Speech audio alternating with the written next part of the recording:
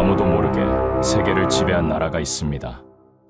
그 나라는 누구보다 조용했지만 누구보다 분명하게 존재감을 드러냈습니다. 외치지 않았고 변명하지 않았으며 오직 기술과 전략으로 스스로를 증명했죠. 그리고 그 속엔 세상의 룰을 바꾸는 힘이 담겨 있었습니다. 수많은 강대국들이 자신의 목소리만 높일 때 그 나라는 오직 결과로만 말했고 그것이야말로 진짜 강자의 방식이었습니다. 세계의 질서를 다시 쓰는 이 조용한 전쟁의 중심, 그 나라는 바로 대한민국입니다. 지금부터 그 놀라운 현장 속으로 들어가 보시죠. 미국에서 날아온 충격적인 이야기. 바로 시작합니다. 그리고 지금 어디에서 시청하고 계신지 댓글로 남겨주세요. 여러분의 이야기도 듣고 싶습니다.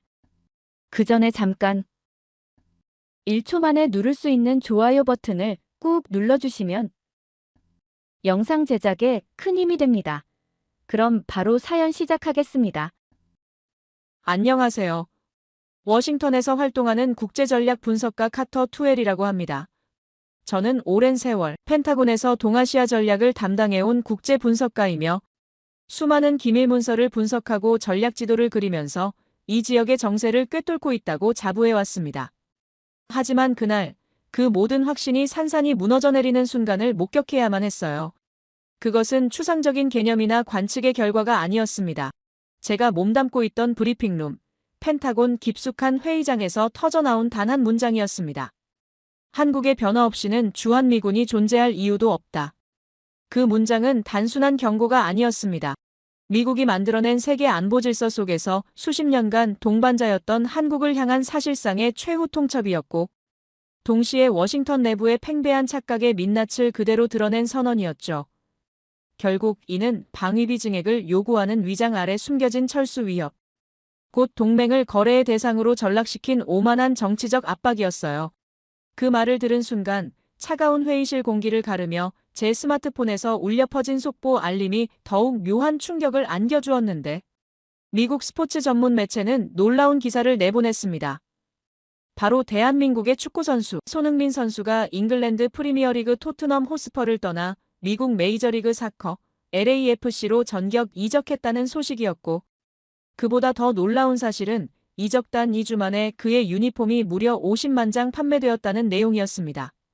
손흥민의 LAFC 데뷔 유니폼은 개당 194.99달러, 한화로 약 27만 원에 달하는 가격이었음에도 불구하고 3X 라지를 제외한 대부분의 사이즈가 발매 즉시 매진되었으며 총 매출은 약 9,750만 달러, 환율 기준으로 1,350억 원을 넘어설 것으로 예상했습니다.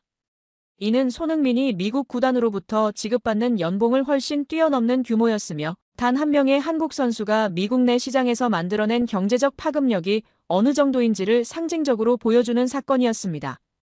이러한 현상은 단순한 스타 플레이어의 인기를 넘어 한국이라는 국가 브랜드가 미국 대중의 감성 속 깊이 파고들고 있다는 명백한 증거였어요. 더욱이 미국은 축구가 주류 스포츠로 자리 잡지 않은 국가입니다. 그럼에도 불구하고 아시아의 작은 나라에서 온 한 선수가 미국 전역을 흔들며 티켓 시장과 굿즈 소비 패턴을 바꿔놓고 있는 현실은 정치와 경제의 중심에 서 있는 인사들에게 불편함을 안겨주기 충분했습니다.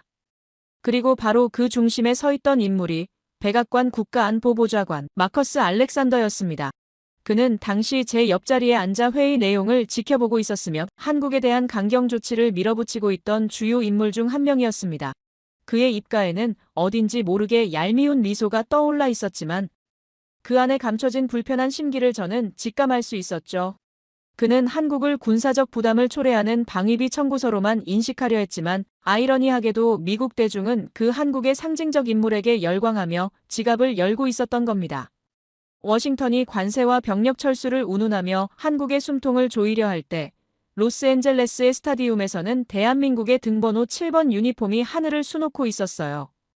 손흥민의 등장은 미국 스포츠 시장의 지각 변동을 일으켰고 티켓 가격은 평균 30% 이상 상승, 프리미엄 좌석은 2배로 치솟았으며 LAFC 상점에는 그의 머플러와 모자, 사인볼을 사려는 사람들로 연일 북새통을 이루고 있었습니다. 특히 미국인, 멕시코인, 아시아인 할 것 없이 모두가 한 목소리로 한국 선수의 이름을 외치고 있었어요. 그를 응원하는 행렬에 동참하며 한국이라는 두 글자가 그 어느 때보다 뜨거운 상징으로 떠올랐습니다. 그날 밤, 저는 워싱턴 외곽의 한적한 카페에서 펜타곤 시절 함께 일했던 정보분석가 마이클과 조용히 마주 앉았습니다. 그는 주변을 예민하게 살피며 입을 열었고 마치 고백하듯 이렇게 말했어요. 이번 미국의 발언은 단순히 한국을 굴복시키려는 것이 아니며 오히려 한국을 견제하려는 깊은 속내가 있다는 것이었습니다. 한국이 너무 강해졌다는 것, 그것이 지금 백악관과 워싱턴 전체를 압박하고 있으며 특히 마커스 알렉산더는 그 사실을 누구보다 두려워하고 있다는 것이 그의 분석이었습니다. 단지 반도체 기술만이 아니었어요. 한국 문화, 즉 BTS와 블랙핑크라는 음악 산업의 세계적 주자들이 미국 차트를 휩쓸고 이젠 손흥민이라는 스포츠 영웅이 스타디움까지 장악하며 미국 대중의 일상 속 깊은 곳까지 한국의 존재감이 스며들고 있었던 겁니다. 이는 더 이상 보호라는 명분으로 설명될 수 없는 위치. 곧 한국이 미국의 패권을 위협할 수 있는 경쟁국으로 인식되기 시작했다는 강력한 신호였으며 백악관의 정책은 이제 동맹국의 권익이 아닌 전략적 공포에 기반한 수세적 대응으로 변모하고 있었습니다. 이 모든 변화의 시작은 아이러니하게도 한 명의 축구 선수가 만든 것이었습니다. 손흥민은 LAFC 유니폼을 입은 순간 곧바로 그라운드 밖에서 국가 브랜드의 가치를 현실로 환산시킨 산 증거가 되었고 이는 제가 알고 있던 미국과 동맹의 의미를 근본부터 다시 생각하게 만들었습니다.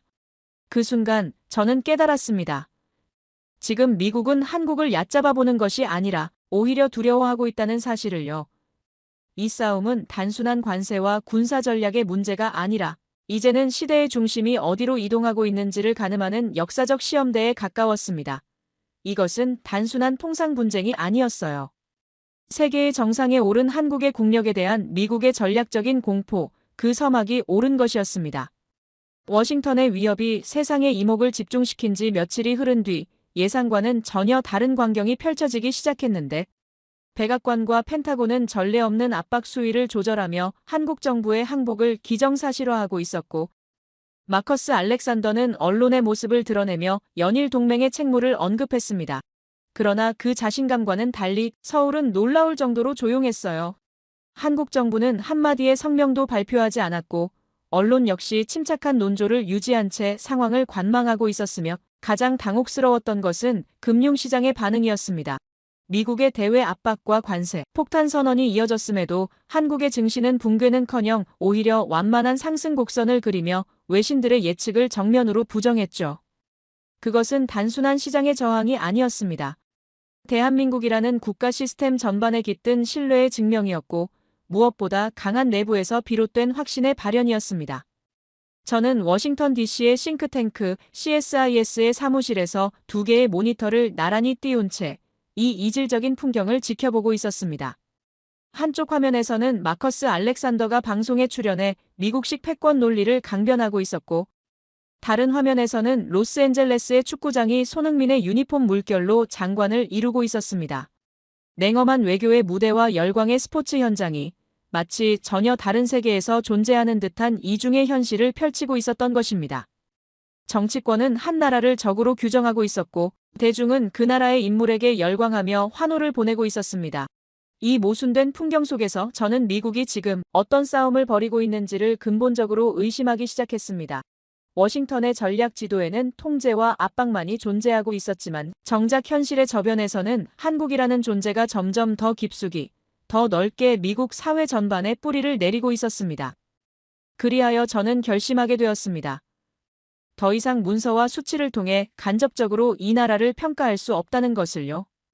한국의 진짜 힘이 어디에서 비롯되는지를 두 눈으로 확인하고자 저는 곧바로 서울행 비행기 티켓을 예약했습니다. 그것은 정보 수집 차원을 넘은 하나의 진실 탐사였으며 이 세계의 균형을 위협하는 무지와 오만을 바로잡기 위한 여정이기도 했습니다. 출국 전 저는 미국 내 한국 기업들의 실질적인 영향력을 다시 한번 점검했습니다. 자료를 정리하며 마주한 수치는 한마디로 충격적이었습니다. 삼성전자가 텍사스 오스틴에 건설한 반도체 공장은 미국의 핵심 산업에 산소를 공급하는 심장과도 같은 존재였으며 그 한 곳에서만 수천 개의 고급 기술 일자리가 창출되었습니다. 현대자동차는 조지아주의 광활한 부지에 최첨단 전기차 공장을 세웠고 지역 경제에 끼친 파급력은 단순한 고용 효과를 넘어 주정부의 산업 정책을 완전히 바꾸어 놓았어요. 또한 LG에너지솔루션은 오하이오에 대규모 배터리 생산 기지를 구축하며 전기차 시장의 생태계를 실질적으로 견인하고 있었습니다. 이 세 개의 공장을 포함해 한국 기업들이 미국 전역에 창출한 직접 고용 인원만 해도 이미 15만 명을 훌쩍 넘어섰으며 간접 효과까지 포함하면 그 수치는 최소 2배 이상으로 확대된다는 추산도 존재합니다. 이는 더 이상 협력국이라는 말로는 설명할 수 없는 거의 중국가적 수준의 동반자 관계였습니다. 마커스 알렉산더가 주장하는 보호 대상이라는 개념은 그 자체로 시대착오적인 발상에 불과했습니다. 오히려 미국이 한국의 기술력과 자본력에 기댈 수밖에 없는 현실이 냉혹하게 펼쳐지고 있었던 것입니다. 그럼에도 불구하고 워싱턴은 이를 인정하려 하지 않았습니다. 칼날을 빼든 이상 상대가 누구인지도 묻지 않고 휘두르려는 무모함이었으며 그 무모함이 결국 스스로의 기반을 침식시키고 있다는 사실을 그들은 끝내 외면하고 있었습니다. 저는 서울로 향하는 비행기 안에서 깊은 생각에 잠겼습니다. 이 여정은 단순한 취재나 관찰이 아니었습니다. 제가 살아온 조국이 단 한 사람의 오만으로 인해 동맹국과의 관계를 돌이킬 수 없는 파국으로 몰고 가는 것을 두고 볼 수 없었습니다. 한국은 더 이상 미국이 훈계하고 길들릴 대상이 아니라 세계 질서의 새로운 구심점으로 부상하고 있었습니다. 진실은 이제 워싱턴의 회의실이나 브리핑룸에 있지 않았습니다.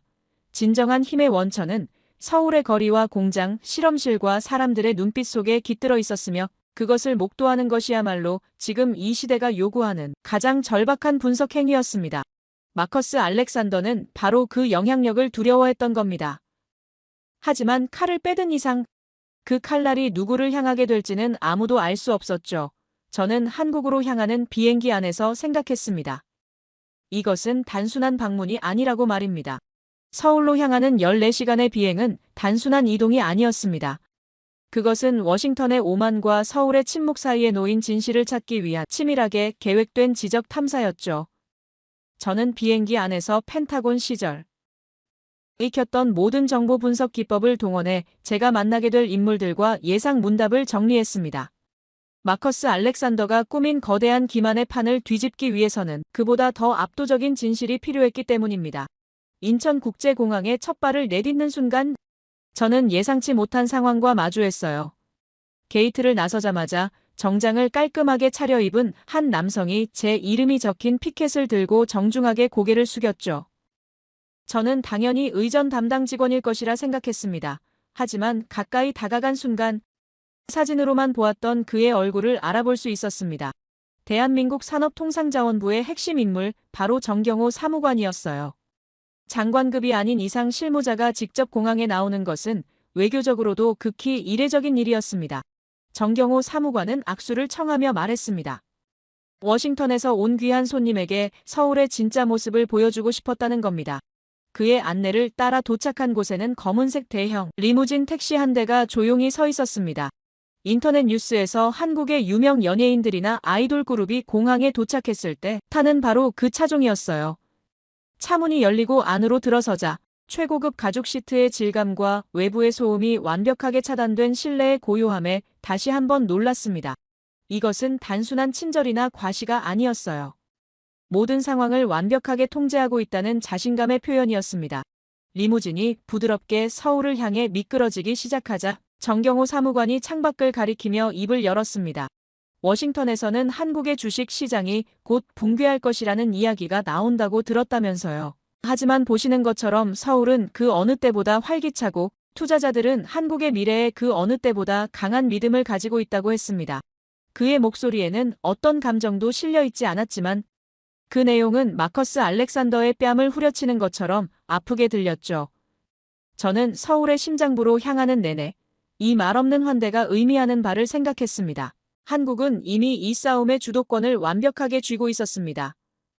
호텔에서 짧은 휴식을 취한 뒤 저는 이른 아침부터 정부 세종청사 인근 국가전략비밀회의실로 향했어요. 대한민국의 행정 시스템이 정교하게 집약된 그곳은 단순한 관청, 건물이라기보다 고도화된 지성의 성소에 가까운 위용을 품고 있었습니다.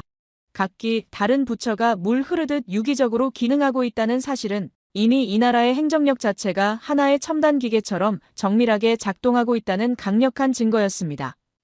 정경호 사무관의 안내를 받아 도착한 회의실은 단순한 브리핑룸이 아니었습니다. 고도로 설계된 디지털 작전실을 연상케 하는 내부는 군사전략회의와 산업예측, 그리고 외교 분석이 동시에 이뤄질 수 있도록 최적화되어 있었고, 그 안에 들어선 순간 저는 이 공간이 바로 대한민국의 국력의 심장부임을 본능적으로 인식하게 되었습니다.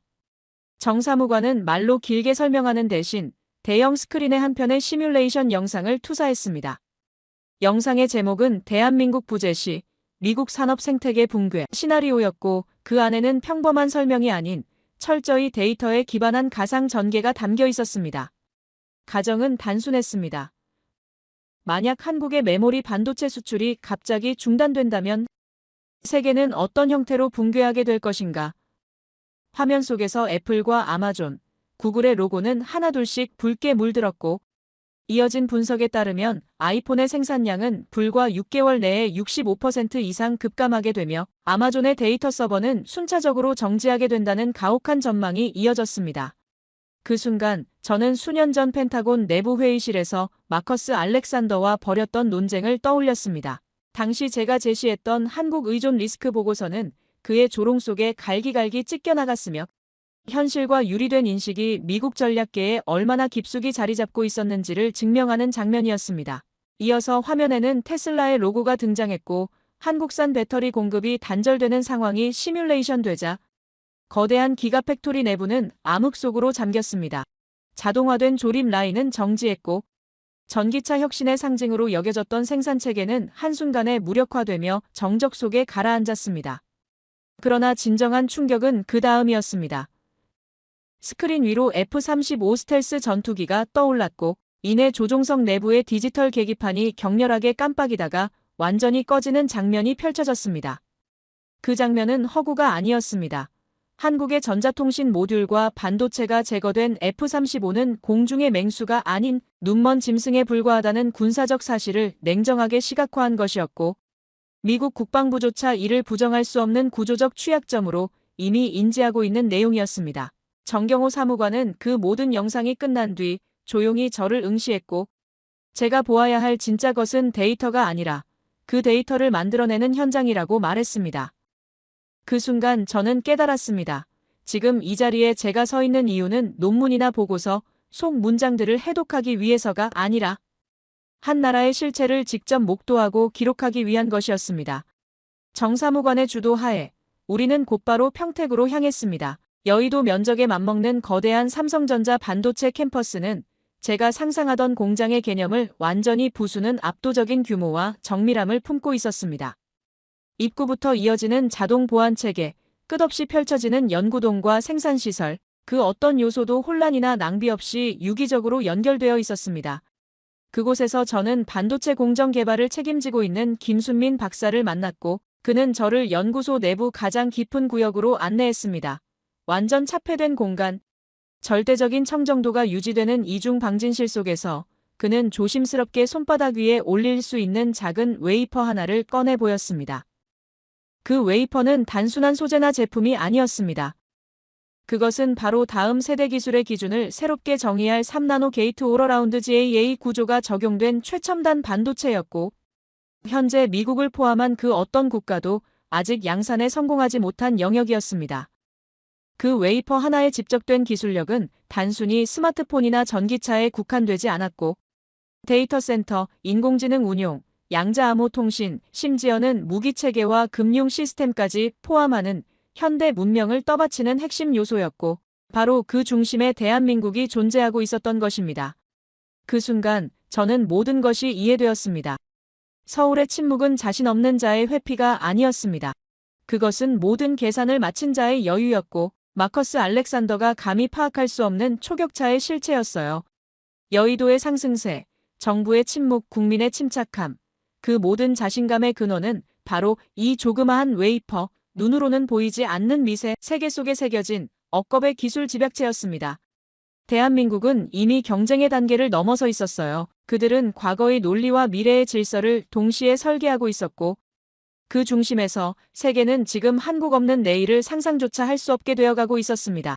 그날 밤 서울의 호텔 창 너머로 펼쳐진 도시의 야경은 그 어느 날보다도 고요하면서도 묵직한 힘을 품고 있었습니다. 화려한 불빛과 정돈된 도로, 그리고 거리마다 이어지는 질서정연한 흐름은 단지 도시계획의 결과가 아니라 이 나라가 오랜 세월에 걸쳐 쌓아온 축적의 문명을 상징하는 풍경이었습니다. 방 안에 앉아 낮 동안 마주한 모든 장면들을 천천히 복기하며 한 문장 한 문장씩 정리해 나갔습니다. 삼성의 초격차 기술력, 여의도를 떠받치는 금융시장의 심리적 안정, 그리고 정부 시스템 전반에 스며든 자신감의 근원, 그것들은 단순히 강한 한국이라는 슬로건에 머무르지 않았습니다. 그것은 실체를 동반한 현실이자 국가적 존재감이 구조화된 구체적 사실이었습니다. 무엇보다 충격적이었던 것은 이 모든 압도적인 국력의 외연이 단 한 번도 목소리를 높이지 않았다는 점이었습니다. 아무도 소리를 지르지 않았고 국격은 조용히 드러났으면 오히려 침묵 속에 강단이 있었고 절제 속에 품격이 있었습니다. 이튿날 아침 정경호 사무관은 환송 인사를 위해 다시 호텔을 찾았습니다. 그는 짧은 악수를 나눈 뒤 서울을 떠나기 전 마지막으로 확인하고 싶은 것이 있는지를 물었고 저는 그에게 단 한 가지 소회를 전했습니다.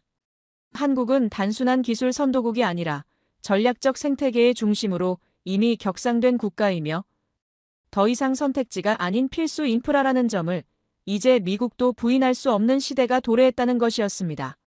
정 사무관은 조용히 고개를 끄덕인 뒤 자신들이 말보다 데이터로 말하는 이유가 바로 그것이라고 했고, 미국이 여전히 가르치는 국가라는 환상에 머물러 있다면 곧 그 대가는 상상보다 훨씬 클 것이라고 조심스럽게 언급했습니다. 공항으로 향하는 리무진 안, 저는 비행기 출발 직전까지 한국과 미국의 수치, 전략, 기술, 감정, 역사에 이르기까지 다양한 지표들을 다시금 정리했습니다. 하지만 종국에 이르러 가장 인상 깊게 남은 것은 데이터도 영상도 아닌 사람들의 태도였습니다. 한국은 그 어느 국가보다 겸손했으며 그 겸손은 결코 약자의 덕목이 아니라 강자의 품위에서 비롯된 태도였습니다.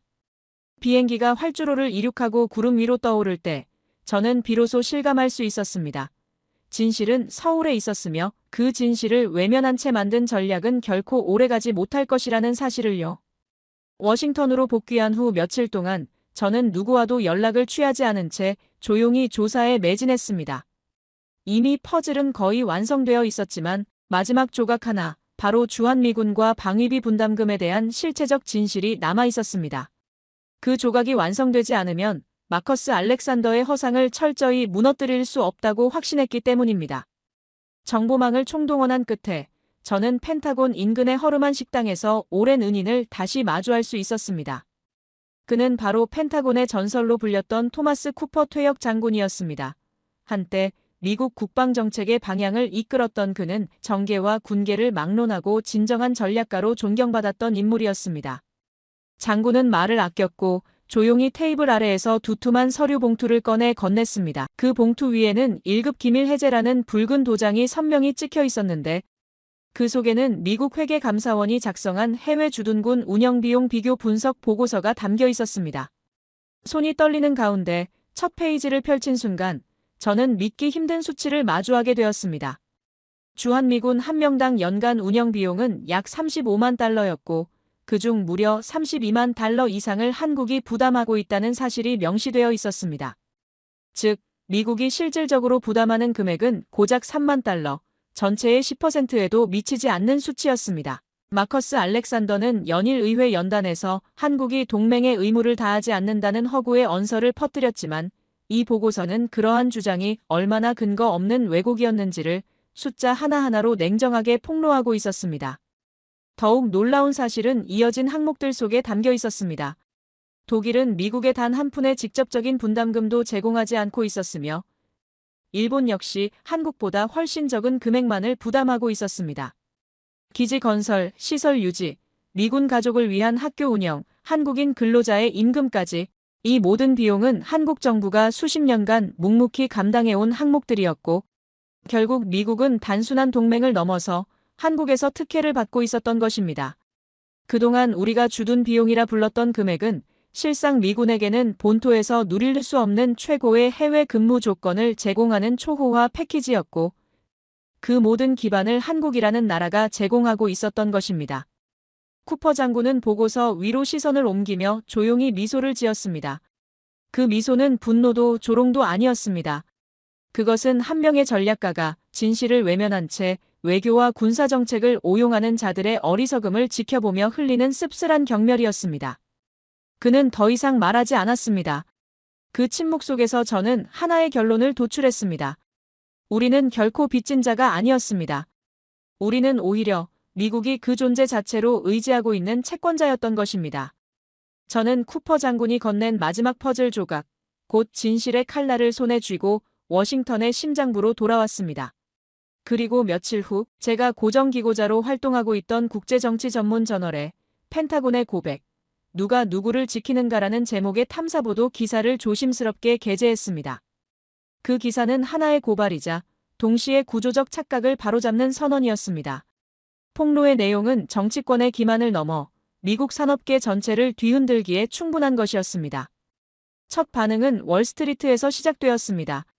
골드만삭스와 모건 스탠리를 비롯한 주요 투자은행들은 한국과의 관계가 파탄날 경우 미국 국내 총생산에서 수백억 달러의 손실이 발생할 수 있다는 내용의 보고서를 잇따라 발표했고, 기술주의 거두였던 애플과 엔비디아는 하루 만에 주가가 급락하는 충격을 맞이했습니다.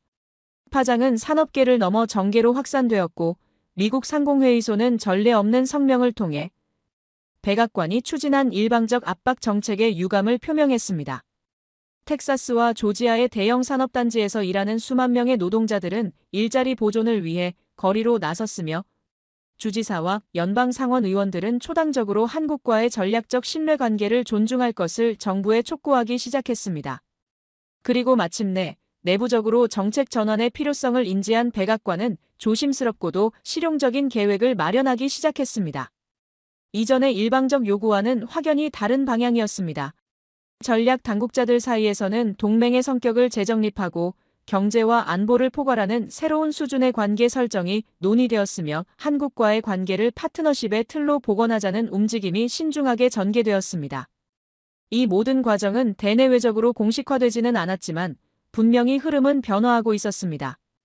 더 이상 과거의 수직적 동맹 모델이 아닌 상호 존중과 전략적 균형에 기반한 포괄적 공조체계로의 이행이 조심스럽게 시작된 것입니다. 이 조정 과정에서 마커스 알렉산더는 결국 일정 수준의 정치적 책임을 피할 수 없었습니다. 그의 강경 일변도 노선은 정계와 재계, 그리고 국제 여론의 반발에 직면하며 설득력을 잃었고, 그는 조용히 자신의 자리를 내려놓아야만 했습니다. 결과적으로 그의 전략은 한국이라는 실체를 과소평가한 데서 비롯된 명백한 오류였으며, 그 대가는 결코 가볍지 않았습니다. 저는 그 모든 과정을 지켜보며 깊은 안도와 함께 묵직한 감정을 느꼈습니다. 70년 전 전쟁의 잿더미 속에서 시작된 한미동맹은 이제 서로의 전략적 주권을 존중하는 성숙한 관계로 진화하고 있었습니다. 그리고 그 변화의 중심에는 대한민국의 기술력과 경제력, 그리고 무형의 품격과 절제가 자리하고 있었습니다. 이제 한국은 더 이상 누군가의 보호 아래 머무는 국가가 아니었습니다. 그들은 세계의 문제를 공동으로 해결할 수 있는 역량을 갖춘 책임 있는 협력자였고, 국제사회의 질서를 형성하는 데 있어 독자적인 축으로 기능할 수 있는 실체였습니다. 부디 이 이야기가 힘의 논리만으로는 결코 지속 가능한 외교가 성립될 수 없음을 깨닫는 계기가 되었으면 좋겠습니다. 국가 간의 관계란 상호 존중과 진실에 기반해야 하며, 동맹이라 불리는 그 이름 뒤에는 반드시 신뢰라는 토대가 전제되어야 한다는 사실이 더 많은 이들에게 공유되었으면 합니다. 모든 국가가 서로를 동등한 파트너로 인정하고 각자의 고유한 가치를 존중하는 새로운 시대가 오기를 진심으로 바랍니다. 제 이야기를 끝까지 들어주셔서 감사합니다. 모두 안녕히 계세요. 오늘의 사연 어떻게 들으셨나요? 국제 정세의 그늘에서 벌어진 조용한 전쟁. 겉으로는 평온해 보였지만 그 속에는 수많은 긴장과 치열한 전략이 숨어 있었죠. 강대국 사이에서 흔들리지 않고 중심을 잡는다는 건 단순한 국력이 아닌 준비된 품격과 절제된 자신감에서 나오는 게 아닐까 싶습니다. 드러내지 않아도, 외치지 않아도 진짜 힘은 결국 어느 순간 자연스럽게 드러나게 되어 있는 법이니까요. 이야기를 따라가다 보면 문득 이런 생각이 들기도 합니다. 우리가 지금 보고 있는 것은 어쩌면 더 큰 무대의 서막일지도 모른다는 것. 그리고 그 무대 위 중심에는 이미 새로운 주인공이 조용히 자리를 잡고 있는지도 모르겠습니다. 여러분의 생각은 어떠신가요? 아래 댓글에 남겨주세요. 미국이 발칵 뒤집어졌습니다. 세계 최강 대국이 한숨을 쉬는 동안 태평양 건너편에서는 놀라운 변화가 일어났는데요. 세계 최빈국에서 단 50년 만에 불가능을 가능으로 바꾼 기적의 나라. 좁디 좁은 국토, 자원 한 점 없는 척박한 땅에서 어떻게 이런 혁신이 탄생했을까요? 뉴욕타임스, 워싱턴 포스트, 월스트리트 저널이 앞 다투어 특집 기사를 내보내고 하버드, 스탠포드, MIT의 석학들이 연구팀을 꾸리고 있다고 합니다. 무엇이 세계 최강대국 미국의 자존심을 건드렸을까요? 미국 전체를 뿌리째 흔든 그날의 이야기, 지금 시작합니다. 그 전에 잠깐 1초 만에 누를 수 있는 좋아요 버튼을 꾹 눌러주시면 영상 제작에 큰 힘이 됩니다. 그럼 바로 사연 시작하겠습니다. 안녕하세요. 제 이름은 케이트 왓슨이라고 합니다. CNN에서 7년째 공공정책 특파원으로 일하고 있고 하버드 케네디 스쿨에서 공공정책과 국제개발학을 전공했어요. 그곳에서 미국 중심의 세계 질서와 자유무역의 중요성에 대해 깊이 배웠죠. 경제학자들과 함께 연구하며 미국이 어떻게 세계 경제를 이끌어왔는지 분석했습니다. 지금 제가 들려드릴 이야기는 제 세계관이 완전히 뒤집힌 충격적인 경험에 관한 것이에요. 사실 작년부터 미국 전역이 큰 혼란에 빠졌습니다. 조류 인플루엔자가 빠르게 번지면서 계란 농장들이 큰 타격을 입었고 슈퍼마켓 계란 진열대는 텅 비었으며 가격은 3배 이상 뛰어올랐습니다. 제가 이 상황을 취재하던 중 LA 한인 마켓 앞에서 정말 믿기 힘든 광경을 목격했는데요. 이른 새벽부터 수십 명의 사람들이 줄을 서 있었는데 이게 대체 뭐 하는 거죠?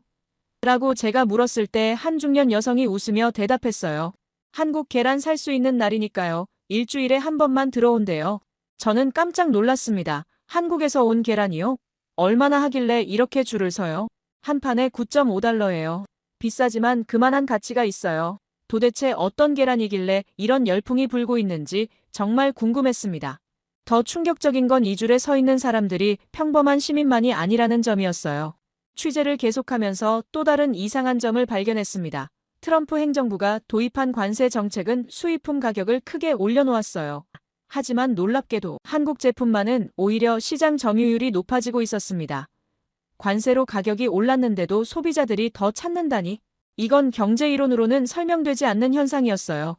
저는 미국 농무부 수석 경제학자인 마이클 박사를 찾아갔습니다.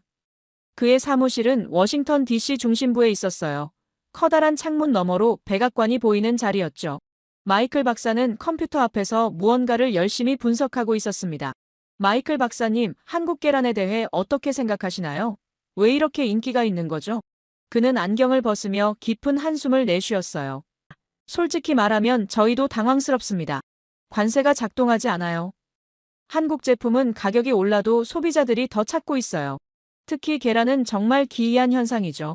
마이클 박사는 컴퓨터 화면을 돌려 저에게 보여주었습니다. 그곳에는 놀라운 데이터가 있었어요. 한국 계란은 영양 성분이 미국 계란과 완전히 달라요. 항생제가 없고 오메가3 함량이 3배 높으며 대장균 검출률이 거의 0%에 가깝습니다. 게다가 맛도 완전히 다르다고 해요. 이건 단순한 식품이 아니라 무언가 다른 게 있어요. 저는 그의 말을 듣고 머릿속이 복잡해졌습니다. 하버드에서 배운 지식으로는 이 현상을 설명할 수 없었어요. 미국은 세계 최고의 농업 기술을 가진 나라인데 어떻게 작은 아시아 국가에서 더 좋은 계란을 생산할 수 있다는 걸까요? 마이클 박사의 말이 계속 머릿속에서 맴돌았어요. 한국은 관세 전쟁에서 유일하게 이긴 나라입니다. 가격 경쟁력을 잃었음에도 품질로 승부하고 있어요. 이건 우리가 다시 생각해봐야 할 문제입니다. 저는 그 자리에서 결심했어요. 직접 한국에 가서 이 비밀을 파헤쳐보겠다고요. 미국 최고의 언론사에서 일하는 저에게는 진실을 밝힐 책임이 있었습니다. 어떻게 자원도 부족하고 영토도 작은 나라가 세계 최강국 미국을 이길 수 있는지 그 속에 숨겨진 비밀을 찾아내야 했어요. 미국인의 자부심을 가진 저에게는 쉽지 않은 여정이 될 터였지만 저널리스트로서 진실을 향한 걸음을 멈출 수는 없었습니다. 취재를 위한 준비는 꼼꼼하게 진행했습니다. 출국 일주일 전에 줌으로 농림축산식품부 정의현 과장님과 미팅을 가졌어요. 처음 화면에 나타난 정의현 과장은 단정한 정장 차림에 친절한 미소를 짓고 있었습니다. 놀랍게도 완벽한 영어로 대화를 이어나갔어요. 아시아 국가 공무원에 대한 제 편견이 드러난 순간이었습니다. 이전에 일본 출장 때 겪었던 의사소통 문제가 떠올랐어요. 당시 도쿄에서 현지 농업 관계자들과 미팅을 했는데 통역사가 있었음에도 정확한 의미 전달이 안 되어 너무 답답했거든요. 하지만 정의현 과장과는 복잡한 농업 정책에 대해서도 원활하게 대화할 수 있었습니다.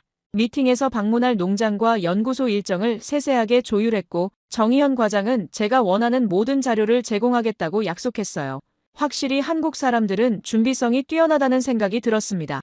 일본에서도 준비는 철저했지만 뭔가 유연성이 부족했던 기억이 있어요. 정의현 과장은 제가 찾는 답을 줄 수 있을 것 같다는 확신이 들었습니다. 10시간이 넘는 긴 비행 끝에 인천국제공항에 도착했어요. 비행기에서 내리자마자 첫 번째 충격이 밀려왔습니다. 공항은 놀랍도록 깨끗했고 모든 것이 효율적으로 움직이고 있었어요. 입국장으로 향하는 길에 자동 얼굴 인식 게이트를 발견했습니다. 여권을 보여주거나 지문을 찍을 필요 없이 그냥 서 있기만 하면 모든 입국 절차가 끝났어요. 미국 공항에서 1시간씩 줄 서는 게 일상인 저에게는 충격적인 경험이었습니다. 입국장을 빠져나오자 정의현 과장이 환한 미소로 저를 맞이했어요. 직접 마중 나온 것에 감사 인사를 전했습니다. 정의현 과장은 당연한 일이라며 중요한 취재를 위해 방문한 저를 최대한 도와주고 싶다고 말했어요. 이것이 한국식 정성이라고 했습니다. 그 말에 솔직히 약간 의아했어요. 미국에서는 공무원들이 이렇게 직접 나서서 기자를 돕는 경우가 거의 없거든요. 공항에서 서울로 향하는 길은 또 다른 놀라움의 연속이었습니다. 고속도로는 깨끗했고 운전자들은 질서 있게 차선을 지켰어요. 미국에서 흔히 볼 수 있는 난폭 운전이나 교통체증이 보이지 않았습니다. 차 안에서 정의현 과장과 많은 이야기를 나눴어요. 그는 서울대학교와 코넬대학교에서 공부했고 농림축산식품부에서 10년 넘게 일해왔다고 했습니다. 그는 미국에서 유학할 때 정말 많이 배웠지만 솔직히 미국 식품 시스템에도 배울 점이 있으나 개선이 필요한 부분도 많았다고 털어놓았어요. 이 말에 호기심이 생겼습니다. 미국은 농업 강국인데 어떤 부분이 문제라는 걸까요? 정의현 과장의 설명에 따르면 미국은 양적 생산에 치중한 면이 있다고 했어요. 반면 한국은 좁은 국토에서 최대한의 품질을 뽑아내야 했기 때문에 품질과 안전성에 훨씬 더 집중했다고 합니다. 그의 말이 제 자존심을 약간 건드렸어요. 선진국 미국의 시스템보다 한국의 방식이 더 낫다니 처음에는 받아들이기 어려웠습니다. 하지만 저널리스트로서 편견 없이 사실을 보아야 한다는 생각에 마음을 열기로 했어요. 호텔에 도착해 잠시 짐을 풀고 나서 정의현 과장의 안내로 서울 시내 투어를 했습니다. 고층 빌딩들 사이로 한강이 흐르는 모습은 정말 아름다웠어요. 뉴욕의 허드슨 강을 떠올리게 했지만 훨씬 깨끗했습니다. 강변에는 자전거 도로와 산책로가 잘 정비되어 있었고 많은 시민들이 운동을 즐기고 있었어요. 정의현 과장은 한강이 한때 심각하게 오염되었던 강이었지만 정부와 시민들의 노력으로 이렇게 깨끗해졌다고 설명했습니다. 이제는 서울 시민들의 자랑이라고 해요. 이 말에 깊은 인상을 받았습니다. 환경 문제를 해결한 사례가 눈앞에 펼쳐져 있었어요. 미국의 많은 강들이 여전히 오염으로 몸살을 앓고 있는데 한국은 이런 문제를 해결했다니 놀라웠습니다. 저녁 식사는 한국 전통 음식점에서 했어요. 다양한 반찬들이 테이블을 가득 채웠고 정의현 과장은 하나하나 설명해 주었습니다. 김치부터 된장찌개까지 모든 음식에는 이야기가 있었어요. 특히 계란찜이라는 부드러운 요리가 인상적이었습니다. 이 계란찜도 한국식 계란으로 만든 것인지 물었더니 정의현 과장은 그렇다고 확인해 주었어요. 한 입 먹자마자 입안에 퍼지는 풍부한 맛에 놀랐습니다. 미국에서 먹던 계란 요리와는 비교할 수 없을 정도로 고소하고 부드러웠어요. 정말 맛있었고 확실히 다른 맛이었습니다. 이런 차이가 어디서 오는지 정말 궁금해졌어요. 정의현 과장은 내일 직접 농장에 가보면 그 비밀을 알게 될 것이며 제가 잘못된 생각을 많이 바꾸게 될 거라고 확신한다고 말했습니다. 호텔로 돌아와 침대에 누우면서 오늘 경험한 모든 것을 되새겨봤어요. 미국 최고의 언론사 기자로서 세계 최강국 출신으로서의 자부심이 조금씩 흔들리고 있었습니다. 한국은 제가 상상했던 것과 완전히 달랐어요. 작지만 놀랍도록 발전한 나라, 특히 정의현 과장의 자신감 넘치는 모습은 깊은 인상을 남겼습니다. 아직 시작에 불과하다는 생각이 들었어요. 내일은 더 놀라운 것들이 기다리고 있을 겁니다. 미국과 한국 두 나라의 차이점을 생각하며 서서히 잠에 빠져들었어요. 솔직히 말하자면 미국의 선진국 자부심이 잠시 흔들리는 기분이었습니다. 이른 아침 해가 떠오르기 시작할 무렵 정희현 과장의 차를 타고 서울 외곽으로 향했습니다. 우리가 방문할 곳은 전라남도에 위치한 우수계란 농장이었어요. 차창 밖으로 펼쳐지는 한국의 시골 풍경은 마치 그림 같았습니다. 수십 년간 발전해온 미국의 대규모 농업 시스템만 알던 제게는 새로운 세계였어요. 미국에서는 천문학적인 규모의 공장식 농장이 일반적인데 한국은 어떨지 무척 궁금했습니다. 지금 가는 곳은 한국에서 가장 우수한 계란 농장 중 하나입니다. 대규모는 아니지만 품질만큼은 세계 최고 수준이에요. 정희현 과장의 설명에 고개를 끄덕였지만 솔직히 반신반의했습니다. 세계 농업 강국인 미국보다 나을 리 없다고 생각했거든요.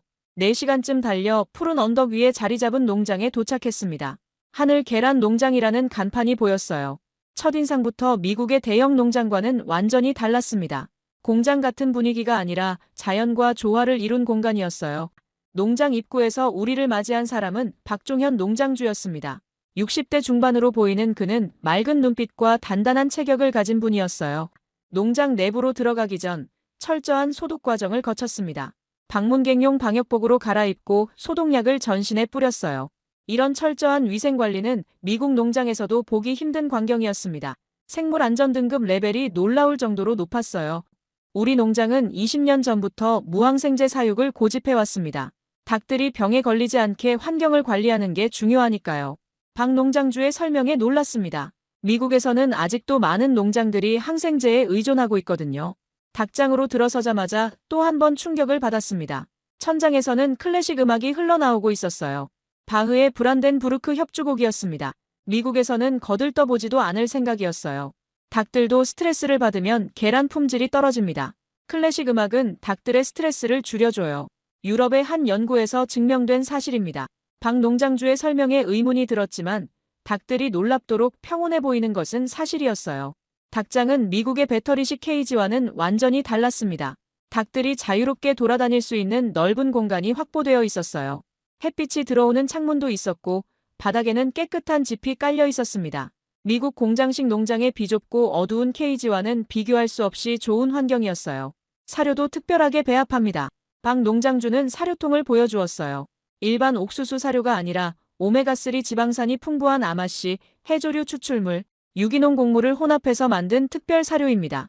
그래서 계란 노른자 색이 더 선명하고 영양가도 높아요. 품질 관리 시스템도 놀라웠습니다. 각 계란에는 생산 날짜와 개별 코드가 레이저로 새겨져 있었어요. 스마트폰 앱으로 코드를 스캔하면 어떤 닭이 낳은 계란인지, 어떤 사료를 먹은 닭인지까지 추적할 수 있었습니다. 이런 시스템은 미국에서는 불가능한 수준이었어요. 우리는 매일 계란 샘플을 채취해서 자체 연구소에서 분석합니다. 대장균, 살모넬라 같은 병원균은 물론 영양성분까지 체크하죠. 검사실로 안내받은 저는 최첨단 장비들을 보고 또 한 번 놀랐습니다. 이런 수준의 검사 시설을 갖춘 농장은 미국에서도 찾아보기 힘들었어요. 박 농장주는 태블릿을 꺼내 실시간 모니터링 시스템을 보여주었습니다. AI가 닭들의 행동 패턴, 온도, 습도, 소음 수준을 24시간 분석해요. 이상 징후가 발견되면 즉시 알림이 옵니다. 미국 언론인인 제가 농업에서 이런 첨단 기술을 본 것은 처음이었습니다. 농장 견학을 마치고 나오면서 머릿속이 복잡해졌어요. 모든 상식과 편견이 단숨에 뒤집어진 기분이었습니다. 미국의 대규모 공장식 농장과 한국의 품질 중심 농장을 비교하니 왜 한국 계란이 미국에서 프리미엄 가격에 팔리는지 이해가 되기 시작했어요. 점심은 농장 내 식당에서 했습니다. 농장에서 직접 생산한 계란으로 만든 요리들이 테이블에 가득했어요. 계란찜, 계란말이, 계란수프 등 다양한 요리를 맛보면서 정희현 과장과 대화를 나눴습니다. 미국에서는 식품 안전과 품질 관리가 기업의 자율에 맡겨진 부분이 많아요. 하지만 한국은 정부 차원에서 철저하게 관리합니다. 정희현 과장의 설명은 계속 이어졌어요. 식품의약품안전처에서는 전국 농장과 유통업체를 실시간으로 모니터링하고 문제가 발생하면 즉각 대응합니다. 이력 추적 시스템이 모든 식품에 의무화되어 있죠. 농장에서 시내로 돌아오는 길에 정희현 과장은 한국 농업의 역사를 들려주었습니다. 한국은 한국전쟁 이후 폐허가 되었어요. 식량난이 심각했고 많은 사람들이 굶주렸습니다. 그때부터 우리는 제한된 자원으로 최대한의 품질을 뽑아내는 방법을 연구했죠. 양보다 질을 추구할 수밖에 없었어요. 그의 설명을 들으며 농업 전문가들이 어떻게 불가능을 가능으로 바꿨는지 이해할 수 있었습니다. 서울로 돌아와 저녁에는 한국식품연구원을 방문했습니다. 연구원의 김지원 박사는 세계적인 식품 안전 전문가였어요. 그녀는 미국과 한국 계란의 영양소를 직접 비교 분석한 연구 결과를 보여주었습니다. 한국 계란은 오메가3 함량이 미국 계란보다 평균 300% 높습니다. 비타민 D2도 훨씬 풍부하죠. 특히 항산화 물질 함량은 미국 계란의 5배에 달해요. 객관적인 데이터 앞에서 더 이상 의심할 여지가 없었습니다. 연구소 내 최첨단 연구실에서는 식품 안전을 위한 AI 시스템을 개발 중이었어요. 식품 위험 요소를 미리 예측하고 대응하는 시스템이었습니다. 블록체인 기술을 활용한 식품 이력 추적 시스템도 이미 상용화 단계였어요. 미래 식품 산업의 모습을 보는 듯 했습니다. 미국이 여전히 양적 생산에 집중하는 동안 한국은 이미 다음 단계로 나아가고 있었어요. 품질, 안전성, 지속 가능성을 모두 고려한 미래 지향적 식품 시스템을 구축하고 있었습니다. 호텔로 돌아와 오늘 본 것들을 정리하면서 깊은 생각에 잠겼어요. 미국 언론인으로서 지금까지 당연하게 여겼던 것들에 눈길조차 주지 않았던 것은 아닐까 하는 반성이 들었습니다. 미국의 식품 시스템에 대한 비판적 시각을 가져본 적이 없었거든요. 노트북을 열고 오늘 취재 내용을 정리하면서 마음이 무거워졌습니다. 미국 소비자들에게 이런 사실을 알려야 한다는 책임감이 느껴졌어요. 양적 성장만을 추구해온 미국 농업의 한계와 한국식 품질 중심 시스템의 장점을 객관적으로 전달해야 했습니다. 미국이 세계 최고라는 건 과연 모든 분야에 적용되는 진실일까? 스스로에게 질문을 던지며 내일의 취재를 기대했어요. 아직 한국의 모든 것을 본 것은 아니었으니까요. 아침 일찍 한국식품안전연구원으로 향했습니다. 정희현 과장은 오늘 한국의 전반적인 식품 안전 시스템과 농업 기술을 소개해주겠다고 했어요. 연구원 건물은 서울 외곽에 자리 잡고 있었는데 모던한 유리 외관이 인상적이었습니다. 미국 농무부 건물과는 비교도 안 될 정도로 첨단 시설처럼 보였어요. 건물 로비에 들어서자 눈앞에 펼쳐진 대형 디지털 지도가 시선을 사로잡았습니다. 한반도 전체를 보여주는 이 지도에는 실시간으로 전국의 식품 생산 데이터가 업데이트되고 있었어요. 정희현 과장의 설명에 따르면 이 시스템은 전국 7만여 개 식품 생산업체와 농장을 실시간 모니터링하고 있다고 합니다. 미국에서는 상상조차 할 수 없는 통합 시스템이었어요. 연구원 내부 투어는 놀라움의 연속이었습니다. 첫 번째로 방문한 곳은 스마트팜 테스트베드였어요. 실내 농업의 미래를 보여주는 공간이었습니다. 수직으로 쌓아올린 선반에는 다양한 채소들이 자라고 있었고 로봇팔이 자동으로 작물 상태를 체크하고 있었어요. 이곳에서는 토양 없이도 물과 영양분만으로 작물을 키우는 수경재배 기술을 연구하고 있었습니다. 특히 눈길을 끈 것은 물 사용량을 획기적으로 줄인 시스템이었어요. 정희현 과장에 따르면 전통적인 농업 방식보다 90% 적은 물로 3배 이상의 수확량을 얻을 수 있다고 합니다. 한국은 심각한 물 부족 문제를 겪는 국가 중 하나임에도 불구하고 이러한 선진 농업 기술로 한계를 극복하고 있었습니다. 미국은 풍요로운 자원을 바탕으로 농업을 발전시켰지만 한국은 제한된 자원 속에서 혁신적인 방법을 찾아낸 것이었어요. 다음으로 방문한 곳은 식품 안전 분석실이었습니다. 최첨단 장비들이 늘어서 있었고 수십 명의 연구원들이 분주하게 움직이고 있었어요. 이곳에서는 국내외에서 수집된 식품 샘플을 일일이 검사하고 있었습니다. 농약, 중금속, 항생제, 미생물 등 500가지가 넘는 유해 물질을 동시에 분석할 수 있는 시스템이라고 했어요. 한 연구원은 자랑스럽게 이 시스템의 정확도가 세계 최고 수준이라고 설명했습니다. 특히 놀라웠던 것은 인공지능을 활용한 예측 시스템이었는데 이 시스템은 전 세계 식품 안전 사고 데이터를 실시간으로 수집하고 분석해 한국에서 발생할 수 있는 식품 안전 문제를 사전에 예측한다고 합니다. 예를 들어 유럽에서 특정 병원균에 오염된 식품이 발견되면 해당 식품과 유사한 경로로 들어오는 수입 식품에 대한 검사를 자동으로 강화하는 시스템이었어요. 미국의 FDA도 따라가지 못할 첨단 시스템이었습니다. 이 모든 시스템 구축에 수백만 달러가 투자되었다는 사실이 더욱 놀라웠어요. 정희현 과장은 한국이 식품 안전을 국가 안보 수준으로 중요하게 여긴다고 설명했습니다. 식품 안전이 위협받으면 국민 건강은 물론 경제와 사회 전체가 위험해질 수 있기 때문이라고 했어요. 이러한 마인드는 미국과는 상당히 달랐습니다. 미국에서는 식품 안전이 주로 기업의 책임으로 여겨지는 경향이 있거든요. 점심시간에는 연구원 구내 식당에서 식사를 했습니다. 메뉴판에는 각 음식의 원산지와 영양 성분이 정확하게 표시되어 있었어요. 심지어 이산화탄소 배출량까지 표시되어 있었습니다. 정의현 과장의 설명으로는 한국의 모든 대형 식당과 구내식당은 이런 정보를 의무적으로 공개해야 한다고 했어요. 소비자의 알 권리를 최대한 보장하는 시스템이었습니다. 오후에는 식품 이력 추적 시스템 운영센터를 방문했어요. 이곳에서는 블록체인 기술을 활용해 식품의 생산부터 소비까지 전 과정을 투명하게 관리하고 있었습니다. 예를 들어 소비자가 마트에서 구입한 계란의 QR코드를 스캔하면 어느 농장에서 생산되었는지, 어떤 사료를 먹인 닭이 낳은 것인지, 언제 어떤 경로로 유통되었는지까지 모든 정보를 확인할 수 있었어요. 만약 식품 안전 문제가 발견되면 15분 이내에 해당 제품을 전국 모든 매장에서 회수할 수 있는 시스템도 갖추고 있었습니다. 더욱 놀라운 사실은 이러한 첨단 시스템이 단순히 정부 주도로만 이루어진 것이 아니라는 점이었는데요. 정의현 과장은 한국의 식품 안전 시스템이 정부, 기업, 소비자, 연구기관의 긴밀한 협력으로 만들어졌다고 설명했습니다. 소비자들의 높은 식품 안전 의식이 기업들의 경쟁력 향상으로 이어지고 이것이 결국 국가 전체의 식품 안전 수준을 끌어올렸다는 것이었어요. 오후 마지막 일정으로 세계적인 농업혁신 기업인 AI팜을 방문했습니다. 이 회사는 인공지능과 로봇 기술을 활용한 미래 농업 솔루션을 개발하고 있었는데 회사 대표는 얼마 전 미국 실리콘밸리에서 1,500만 달러의 투자를 유치했다고 자랑스럽게 말했습니다. 더욱 놀라운 것은 이 회사의 기술이 중동과 아프리카의 물 부족 국가들에 수출되고 있다는 사실이었어요. 한국의 기술로 전 세계 식량 문제 해결에 기여하고 있다니 정말 대단했습니다.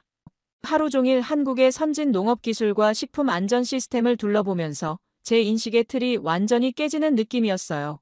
미국이 농업 강국이라는 자부심이 있었지만 이제는 한국에서 배울 점이 많다는 생각이 들었습니다. 특히 제한된 자원을 효율적으로 활용하고 품질과 안전성에 집중하는 한국의 접근 방식은 미래지향적이었어요. 호텔로 돌아오는 길에 정의현 과장에게 한 가지 질문을 던졌습니다. 어떻게 이런 첨단 시스템을 단기간에 구축할 수 있었는지가 궁금했어요. 그의 대답은 의외로 간단했습니다. 한국은 물리적 자원은 부족하지만 인적 자원이 풍부하다는 것, 그리고 위기를 기회로 바꾸는 역사적 경험이 있다는 것이었어요. 식량난과 같은 생존 위기가 오히려 혁신의 원동력이 되었다는 설명이었습니다. 호텔방에 돌아와 오늘 취재한 내용을 정리하며 깊은 생각에 잠겼습니다. 미국의 현실은 어떤가요? 풍요로운 자원 덕분에 농업 강국이 되었지만 그 풍요로움이 오히려 혁신을 가로막은 것은 아닐까 하는 의문이 들었어요. 자원이 부족한 한국이 오히려 더 창의적이고 효율적인 시스템을 만들어낸 것처럼 말이죠. 다음 날 한국의 첨단 스마트시티 송도로 향했습니다. 인천국제공항에서 30분 거리에 있는 이 도시는 바다를 매립해 조성한 인공도시라고 해요. 미국의 맨해탄처럼 처음부터 계획된 도시였지만 규모와 기술 수준에서 완전히 차원이 달랐습니다. 마천루들 사이로 넓은 공원과 자전거 도로가 어우러진 모습은 마치 영화 속 미래 도시 같았어요. 정의현 과장의 안내로 송도 스마트시티 관제센터에 들어섰습니다. 수십 개의 대형 스크린이 벽면을 가득 채우고 있었고 도시 전체가 실시간으로 모니터링되고 있었어요. 교통 흐름, 에너지 사용량, 쓰레기 처리, 대기질까지 모든 것이 디지털 트윈 기술로 구현되어 있었습니다. 미국의 첨단 도시라는 샌프란시스코나 보스턴에서도 보지 못한 광경이었어요. 관제센터장 박태준 박사는 놀라운 사실을 알려주었습니다. 송도는 전체 국토 면적의 0.03%에 불과한 작은 공간이지만 한국 디지털 혁신의 실험장이라고 해요. 이곳에서 성공한 스마트시티 기술은 전국 87개 도시로 확산되고 있었습니다. 미국은 아직도 개별 도시별로 다른 시스템을 사용하는데 한국은 전국이 하나의 표준으로 통합되고 있다니 충격적이었어요. 그리고 다음으로는 한국의 고령화 문제 해결을 위한 디지털 케어 센터를 방문했는데 한국은 세계에서 가장 빠르게 고령화되는 국가 중 하나라고 해요. 이 문제를 해결하기 위해 첨단 기술을 활용한 솔루션이 놀라웠습니다. 독거노인 가정에 설치된 스마트 센서는 노인의 활동, 수면, 약 복용까지 모니터링하고 있었어요. 로봇 도우미는 말벗이 되어주고 AI 비서는 건강 상태를 체크했습니다. 송도에서 서울로 돌아오는 길에 또 하나의 놀라운 경험이 기다리고 있었어요. 정의현 과장은 저를 한국의 대표적인 스마트팜으로 안내했습니다. 10층 높이의 건물 안에 자리 잡은 이 수직 농장은 도시 한복판에서 하루 2,000kg의 신선한 채소를 생산하고 있었는데 미국이 아직도 광활한 대지에 의존하는 전통 농업에 매달리는 동안 한국은 미래형 도시 농업을 이미 상용화하고 있었습니다. 스마트팜 내부는 완전 자동화되어 있었어요. 로봇팔이 작물을 심고 드론이 생육 상태를 모니터링하며 AI가 최적의 환경을 유지했습니다. 놀라운 것은 이 모든 과정이 단 5명의 직원으로 운영된다는 점이었어요. 전통 농업보다 생산성은 17배, 용수 사용량은 95% 적다고 합니다. 전체 국토의 70%가 산지인 한국이 불리한 환경을 어떻게 첨단 기술로 극복했는지 직접 목격하는 순간이었습니다. 마지막으로 한국의 유명한 식품기업 CJ제일제당의 연구소를 방문했는데요. 이곳에서는 인공 배양육과 대체 단백질 식품을 개발하고 있었습니다. 연구소장 김도윤 박사는 한국이 식량 안보를 위해 미래 식품 개발에 10년간 5천억 원을 투자했다고 설명했어요. 인구 고령화에 대비한 영양 강화 식품, 환경 부담을 줄이는 지속 가능한 식품이 연구되고 있었습니다. 특히 인상적이었던 것은 한식의 세계화 프로젝트였는데 김치, 고추장, 된장 같은 전통 발효식품을 현대적으로 재해석해 글로벌 시장에 선보이는 전략이었습니다. 연구 결과에 따르면 한국의 발효식품은 장내 미생물 다양성을 높여 면역력 강화에 도움이 된다고 해요. 그래서 미국과 유럽의 프리미엄 식품 시장에서 큰 인기를 끌고 있었습니다. 김 박사는 자랑스럽게 말했어요. 한국의 발효식품이 단순한 식품을 넘어 건강기능식품으로 세계 시장을 공략하고 있다고요. 놀랍게도 한국의 김치와 고추장은 이제 미국 캘리포니아의 고급 슈퍼마켓에서 일본의 스시보다 더 높은 가격에 팔리고 있다고 합니다.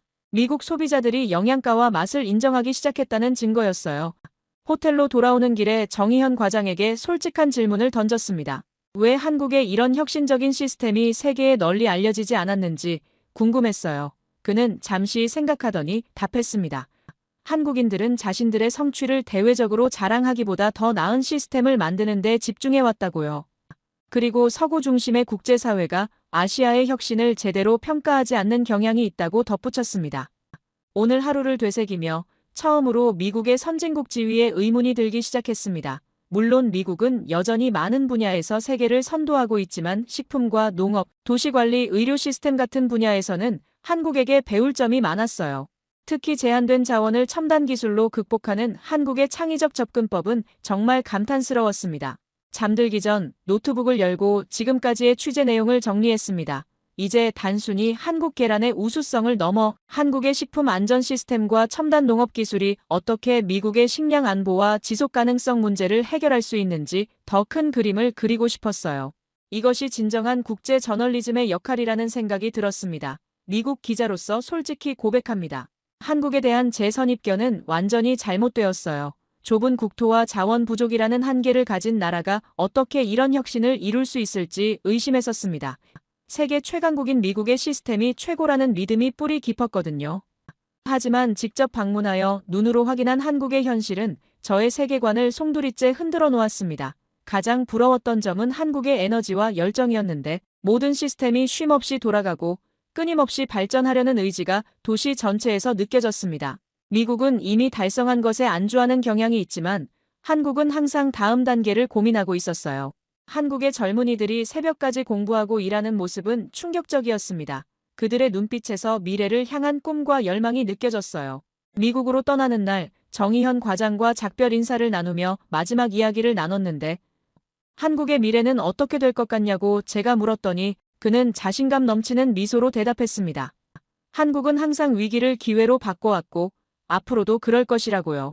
인구 감소와 고령화라는 도전에 직면해 있지만 첨단 기술과 창의적인 해결책으로 미래를 준비하고 있다고 합니다.